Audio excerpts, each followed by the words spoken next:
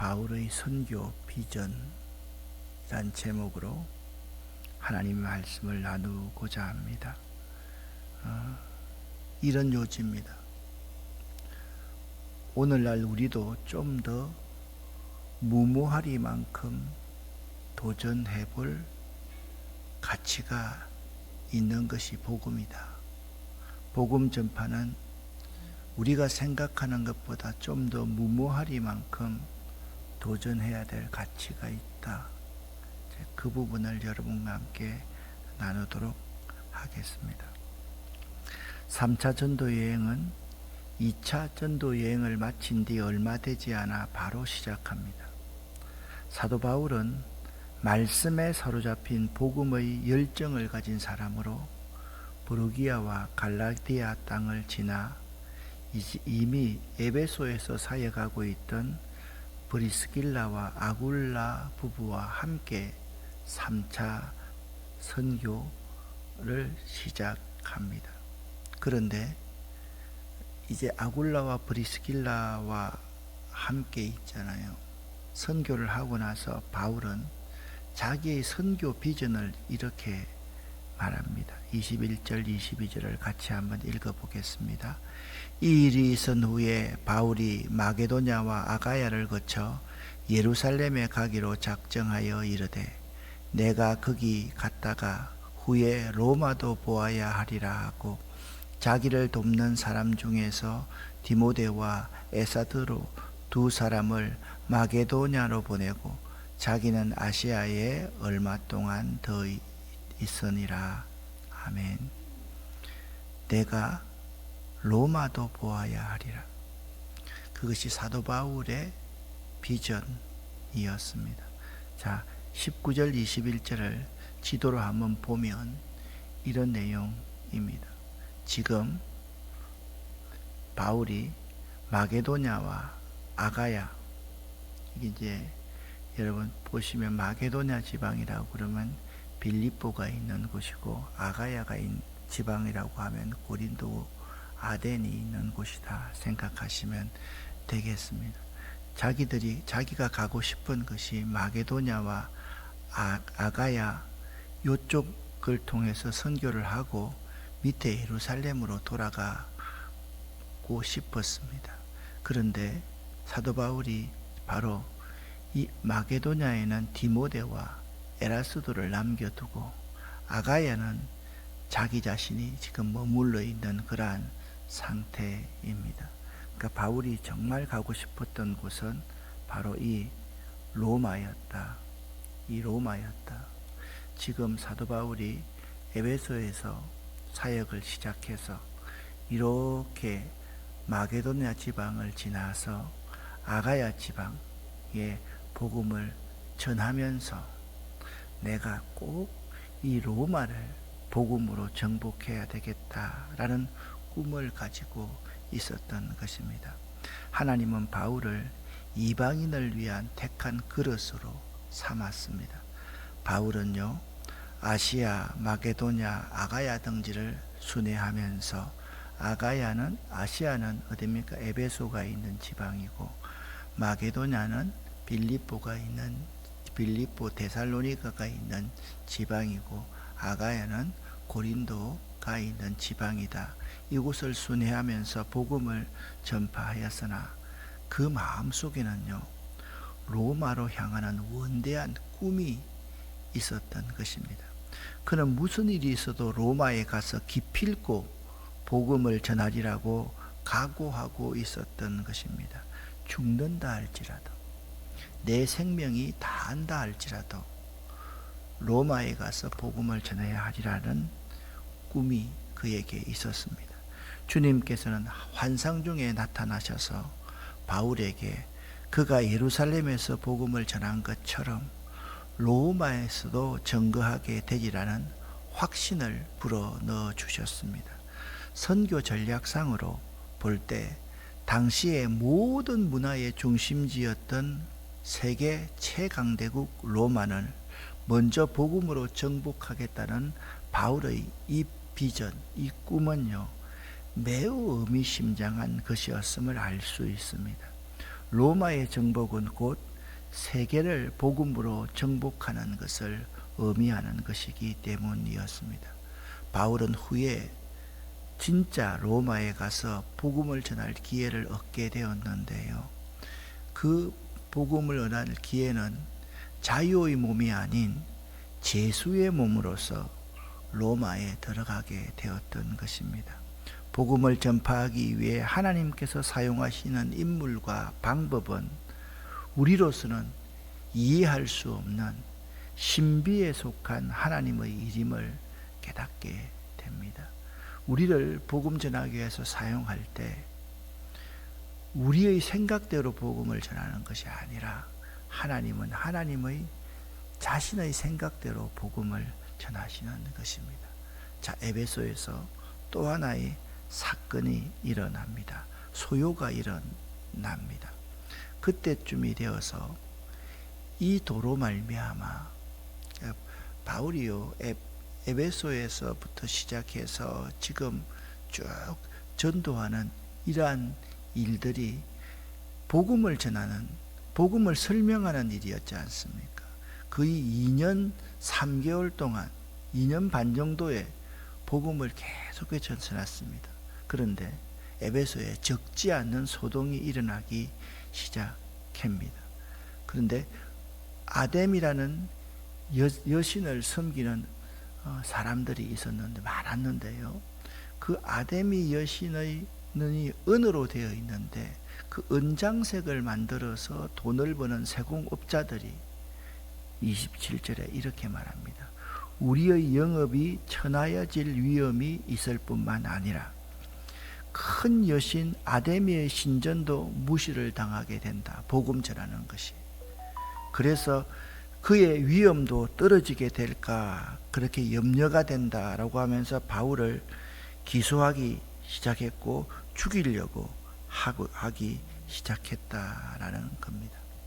은장색 드메드리오를 비롯한 에베소의 모든 은장색들이 은세공업자들이 소요를 일으킨 이유는 당시 에베소 사람들은 아뎀이라는 여신을 숭배했는데 오른쪽에 이런 모습입니다.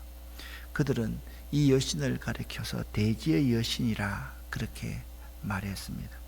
대개 우상 숭배가 그러하듯이 아뎀의 여신을 숭배하는 신전에서 숭배의식이 끝난 뒤에는 음란한 매춘행위, 매음행위가 뒤따랐습니다. 그러니까 세공업자들은 은을 세공해서 돈을 벌 뿐만 아니라 또한 매춘을 해서도 돈을 버는 오늘날 보면 어두운 세계의 깡패 집단 같은 이런 사람들이었던 것입니다.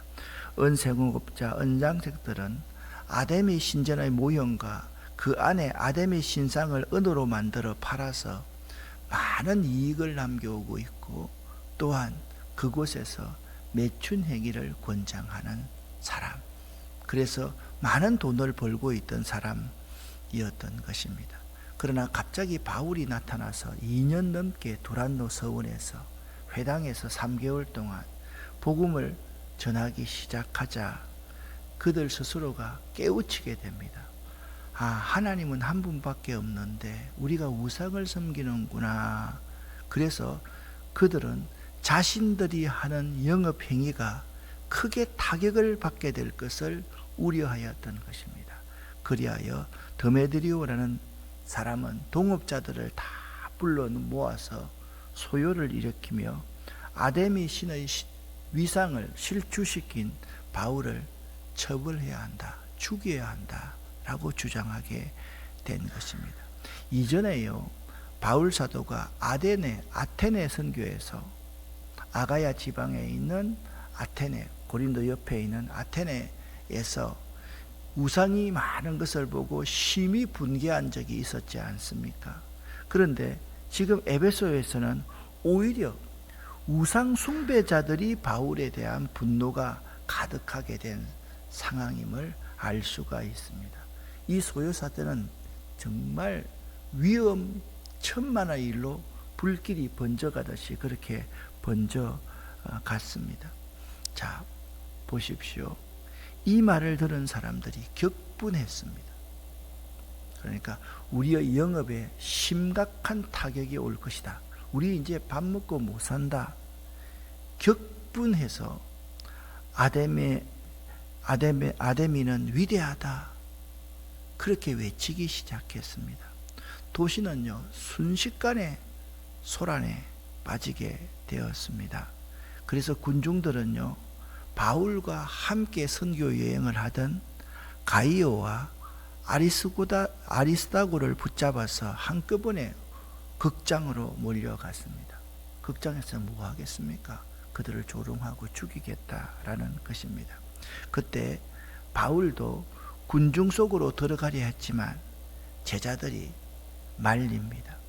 그 제자들 가운데 어떤 사람인가 하면 바울과 친하게 지내던 아시아의 관리 몇 사람도 사람을 보내서 자기들끼리는 연결이 될까 합니까? 살인 계획이 있으니까 조심하라. 그래서 바울들은 극장에 들어가지 말라고 권했습니다. 극장 안에서 사람들이요, 소리를 지르는데 어떤 사람은 이렇게, 다른 사람은 저렇게 외쳐대는 바람에 극장 안이 완전히 난장판이 되고야 말았습니다. 그런데 그 사람들은 일부였고요, 자기들이 왜 그곳에 모였는지조차도 모르는 사람들이 대부분이었다라는 것입니다. 그래서 우리가 알아야 될 것은 있습니다. 군중 심리가 무서운 건 자기들이 그곳에 왜 모였는지조차 모르는 사람들의 폭력성이 있다라는 사실입니다. 그러자 갑자기 그들 가운데서 알렉산더라고 하는 사람 한 사람을, 그러니까 이 사람이 누군지도 몰라요. 그 한 사람을 밀어내는 거예요. 그를 다그치면서 야, 이놈이 유대인 아니냐? 라고 말을 한 후에 알렉산더가 말을 하려고 했습니다. 그러자 군중은요, 알렉산더가 유대인인 것을 알고 한 목소리로 에베소의 여신 아데미는 위대하다라고 2시간 동안을 외쳐댔어요. 여러분 한번 생각 한번 해보세요. 아데미는 위대하다라는 이렇게도 말하고 저렇게 말하고 괴성을 지르면서 춤도 추는 사람, 깃발을 흔드는 사람, 이게 2시간 동안 그런 소요 사태가 일어난 거예요. 그러면 어떻게 되겠습니까? 거기서 사람 한두 사람 죽이는 것은 아무 문제가 안 되는 겁니다. 방화도 할 수 있고요, 그리고 사람 죽이고요, 사람이 다치고요, 이런 일이 일어나기 시작했습니다. 에베소시 관계자가 큰일이 났습니다. 에베소시를 책임지고 있는 서기관이 나와서 군중들을 진정시키고 이렇게 말했습니다. 에베소 시민 여러분, 에베소가 위대한 아데미 여신의 신전과 하늘에서 내려온 그 신상을 지키는 곳이라는 것은 온 세상이 다 아는 사실입니다. 이것은 부인할 수 없는 사실이므로 시민 여러분은 마음을 가라앉히고 경솔한 행동을 삼가해 주시기 바랍니다. 여러분은 이 사람들을 이리로 끌고 왔으나 이 사람들은 우리 여신을 모독한 적도 없고 그 신전에서 무엇을 훔치지도 않았습니다. 우리에게는 재판정이 있고 법이 있지 않습니까? 법이 이들을 다스리게 해야지, 여러분이 소요사태를 일으켜서 이들을 죽이면 큰일 납니다. 그리고 로마 황제께서 어떻게 이 일을 보시겠습니까? 저도 큰일 나고 여러분들도 큰일 날 것입니다. 이렇게 말하고 모임을 강제로 군사를 동원해서 해산시켜 버렸습니다. 여러분, 군중 심리란요, 이처럼 사람을 우매하게 만들기도 하고 또한 불행한 사태를 야기하기도 합니다. 예수님을 십자가에 못 박으라고 소리친 유대인들도 그렇게 위험한 사람들이었습니다. 여러분, 평소에는요, 그들이 얼마나 기도하고 하나님을 잘 섬기고 하루에 3번씩 기도하고 이웃에게 자선을 베풀려고 하고 그런 사람인데, 이런 사람들을 모아두고 누군가가 선동하기 시작하자 이들은요, 예수님이 예루살렘에 입성할 때 그 앞에서 자기 옷을 벗었다가 깔던 사람입니다. 호산나 하면서 우리를 구원해 주십시오, 그렇게 말하던 사람입니다. 저분이 메시아가 아닌가 하고 따르던 사람이었습니다. 무엇을 얻을까 하여서 예수를 따라다니던 사람이었고, 그들 가운데서 병든 자를 낫게 했던 자의 친척들도 있었을 것이고, 베세다 강야에서 보리떡 5개와 물고기 2마리로 경험한 사람들도 있었을 것입니다. 그런데 그들이 바라바를 살려주고 예수를 못 박아라, 그렇게 외치기 시작했다라는 것입니다. 당시에 최고 행정관리인 서기장이 나와서 아무 까닭도 없는 소요의 불필요성을 설명한 후에 군중을 해상시킵니다. 하나님이 복음 전하는 자를 보호하시기 위해서 그들의 마음을 움직였던 것입니다. 사람들은요, 선을 행하는 데는 더딥니다. 또한 선을 행하는 데는 잘 연합하지 않습니다. 모리알처럼 흩어집니다.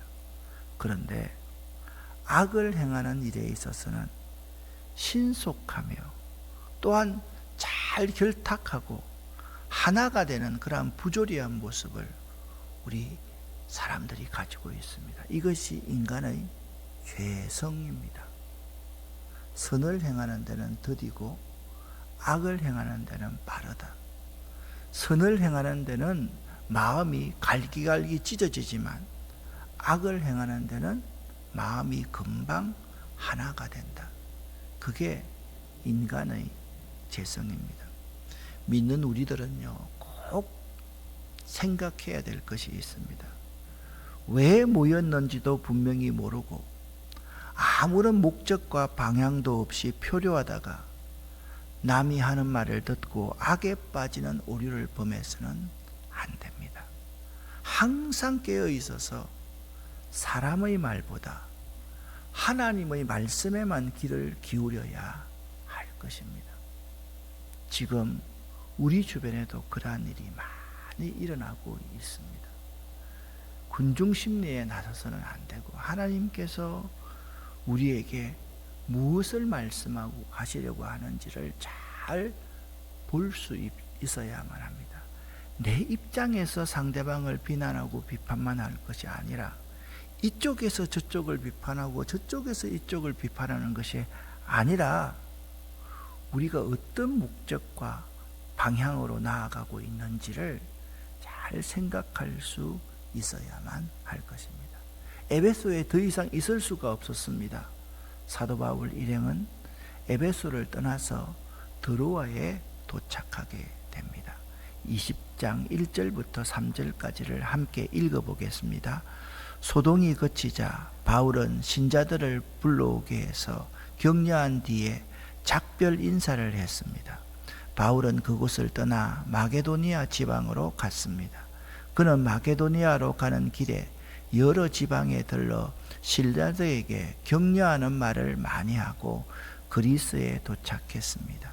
바울은 그리스에서 3달을 지냈습니다. 그는 배를 타고 수리아로 가려 했으나 유대인들이 그를 해치려는 음모를 꾸몄기 때문에 마게도니아를 거쳐서 시리아로 돌아가기로 작정했습니다. 아멘. 다시 한번 지도를 보시기를 바랍니다. 여러분, 새벽에는 좀 힘들겠지만 앞으로 이런 자료들이 여러분에게 큰 도움이 될 것입니다.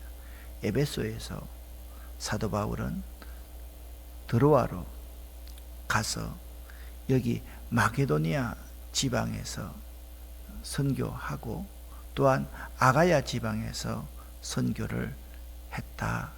지금 그 이야기를 하고 있는 것입니다. 자, 여기 에베소에서 지금 소요가 일어났습니다. 그것 때문에 드로아로 내려가서 마게도니아 지방으로 갔다가 다시 아가야로 갔다가 되돌아오는 이런 선교 여정을 보내고 있습니다. 4절부터 6절까지 읽어보겠습니다.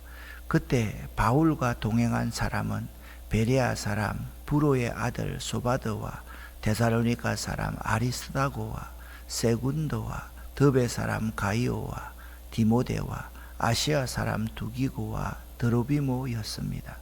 이들은 드로아에 먼저 가서 우리를 기다리고 있었습니다.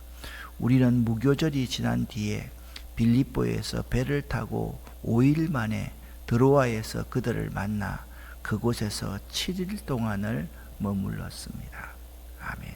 여기서 이제 나오는 우리는 이라는 단어 속에 포함되어 있는 의미가 매우 큽니다. 지금 사도행전은 누가 기록하고 있습니까? 누가가 기록하고 있습니다. 여기 누가 이름이 없지 않습니까? 누가는요, 우리는 이라고 말을 하면서 여러분과 저도 그 속에, 요 7명 속에 다 포함될 수 있는 사람이다 라고 그렇게 말씀하고 있는 것입니다. 지금 여기 있는 빨간색 3차 선교여행에서 여기 있는 빨간색이 초록색으로 갔다가 다시 빨간색으로 돌아와서 드로아에 먼저 제자들이 와 있다가 그들을 만나 닷새를 함께 있고 또한 닷새 만에 만나고 7일 동안 함께 있었다 말씀하고 있습니다. 이 죽음의 선교길에 함께한 7명의 제자들의 열정을 우리들은 본받아야만 합니다. 이들은 정말 오늘 우리 찬송했듯이 이름 없이 빛도 없이 복음을 위해서 헌신한 사람입니다. 주님을 섬기는 사람들이었습니다. 우리들은요 3차 선교 여행에서 바울이 이 죽음의 선교 길 중에서도 이미 예수를 믿은 성도들, 자 보세요, 아시아 지방과 마게도니아 지방과 아가야 지방을 이 죽음의 위기 속에서도 갔던 곳을 다시 되돌아오면서 성도들을 위로하고 귀환했던 것을 볼 수가 있습니다. 차례로 다녀가며 그들의 믿음을 굳게 하였던 것을 볼 수가 있습니다. 죽음의 전도 여행은 어떤 것입니까? 20장 3절에 이렇게 말씀하고 있습니다. 유대인들이 사도 바울을 죽이려는 음모를 꾸몄기 때문에 사도 바울과 같이 있는 사람은 다 죽을 수 있는 죽음의 선교 길이었지만 이들은요 결코 두려워하지 않고 성도들을 교회를 굳게 하고 다시 되돌아오면서 성도들을 굳게 했다. 믿음을 굳게 했다.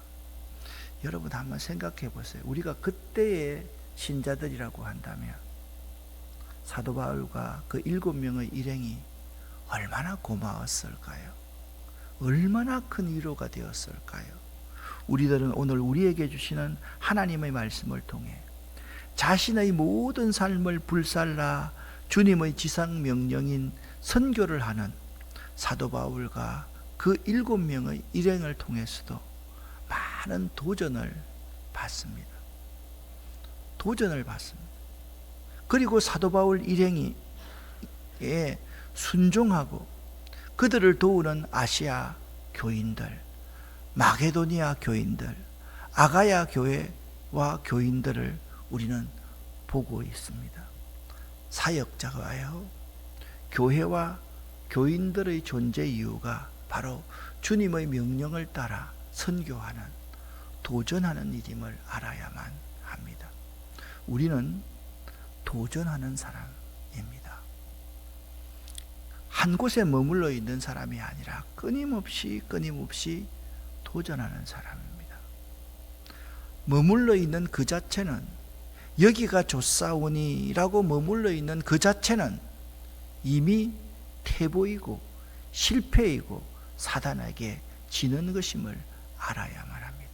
특별히 여러분 가운데 저 마음속에, 그래 내가 이만큼 고생했으니까, 나이 들었으니까 이제는 편안히 먹고 즐기고 여행이나 하면서 농사나 지으면서 살아야지 라고 생각하는 사람이 있다라고 한다면 오늘 이 문장을 한번 새겨 보시기를 바랍니다. 지금 우리에게 필요한 건 어떻게 보면 좀 더 무모한 도전인지 모릅니다. 이 무모한 도전은요, 두 가지의 의미가 있습니다. 그냥 무모하게 움직이라 그런 뜻이 아닙니다. 그 죽음의 선교길에서 주님의 복음을 땅끝까지 전하라고 하는 그 주님의 지상명령을 이행하기 위해서 갔다가 되돌아오면서 그들을 위로하고 그들의 믿음을 굳게 하는 이 사도 바울과 그 선교 일행들을 한번 볼 수 있기를 바랍니다. 오늘 말씀을 보면서 있잖아요, 제 마음속에 들어오는 단어가 있었습니다. 우리라는 단어가 세 부류의 사람에게 나타나고 있었습니다. 자, 은장색을 은세공업을 하고 매춘을 해서 돈을 버는 사람들은 우리의 영업이라고 표현하고 있습니다. 소요가 일어났을 때 에베소시 관리자는 우리에게는 법이 있지 않습니까? 라고 이야기를 합니다. 그리고 사도행전의 기자 누가는 복음을 전하는 우리들, 여러분과 저와 사도 바울과 7명의 용사를 우리라고 말씀하고 있습니다. 여러분은 이 우리 속에 어떤 우리 속에 들고 싶습니까? 돈? 세상을 지나는 우리에게 들고 싶습니까? 이 세상 나라에 속한 우리에 속하고 있습니까? 아니면 주님의 지상명령을 땅끝까지 전가하기 위해서 무모한 도전이라도 해볼 수 있는 그런 우리가 되고 싶습니까? 여러분 꼭 결단할 수 있기를 예수 이름으로 간절히 축원합니다. 오늘은 제가 새벽 예배 마치고 10시 좀 넘어서 우리 교회 집사님과 장로님과 함께 안산에 다녀오려고 합니다. 이제 국경 없는 마을이라는 NGO, 유명한 NGO 단체에 우리 교회가 이제 운영을 하게 될 터인데, 오늘 거기 가서 모든 서류들을 다 보고 또한 가져올 서류들을 가지고 이제 안산에 있던 사무소를 우리 김포로 옮기려고 합니다. 국경 없는 마을, 선교를 위해서 국경 없는 마을을 운영하는 이를 위해서도 기도해 주시기를 바랍니다. 기도하겠습니다. 살아계신 하나님 아버지, 우리의 영업, 우리 시민들에게는 그리고 복음을 전하는 우리가 있음을 배웠습니다. 하나님, 우리가 무모하리만큼 생명을 건 이 선교의 죽음의 길, 죽음의 선교길을 함께 걸을 수 있는 자들 될 수 있도록 도와주시옵소서. 하나님, 우리 아름다운 교회와 우리 한 사람 한 사람의 제자들을 이 일을 위해서 사용하여 주시옵소서. 예수 그리스도 이름으로 축복하옵고 간절히 기도 올립니다. 아멘.